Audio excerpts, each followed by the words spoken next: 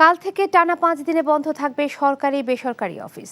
ঈদ এবং পহেলা বৈশাখের ছুটি মিলিয়ে 10 থেকে 14 এপ্রিল পর্যন্ত বন্ধ থাকছে অফিস পাড়া। তবে টানা এই ছুটির আগে শেষ কর্মদিবস মঙ্গলবারে। ব্যাংক ও আর্থিক প্রতিষ্ঠানে ভিড় ছিল না খুব একটা। হাসানুল শাওনের রিপোর্ট। মঙ্গলবার ছিল ঈদের আগে শেষ কর্মদিবস, তাই এদিন কর্মক্ষেত্রে দেখা যায় কিছুটা ঢিলে ঢালা ভাব।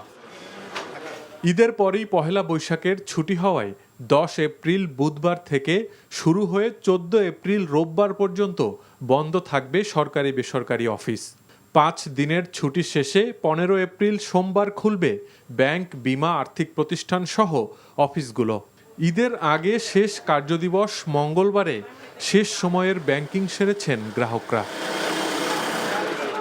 আজকে ব্যাংকে আসে যে টাকাটুকু ওয়ার্কারের কিছু টাকাটুকু দেওয়া লাগবে, এই জন্য আর কি। কিছু কেনাকাটা বাকি আছে, এই জন্য আবার পেমেন্ট করার জন্য ক্যাশ তুলছি।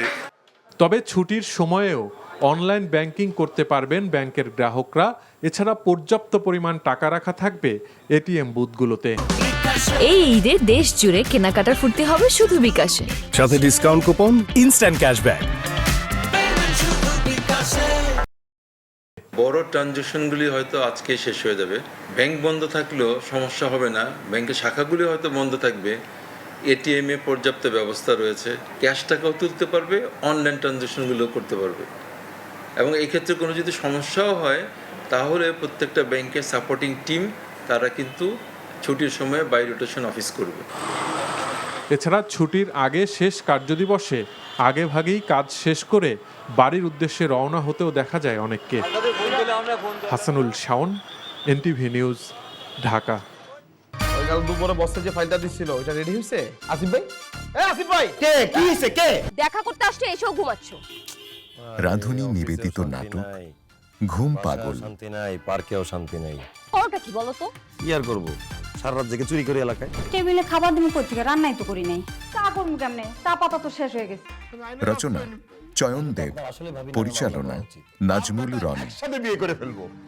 আপনি এই বয়সে বিয়ে করতে পারবেন না বলছি, মানে পারবেন না। আসিফ, তুমি আমার সাথে দেখবেন সপ্তম দিন বাংলাদেশ সময় রাত 9:15 এবং নিউ ইয়র্ক স্থানীয় সময় সকাল 11:15 এনটিভিতে।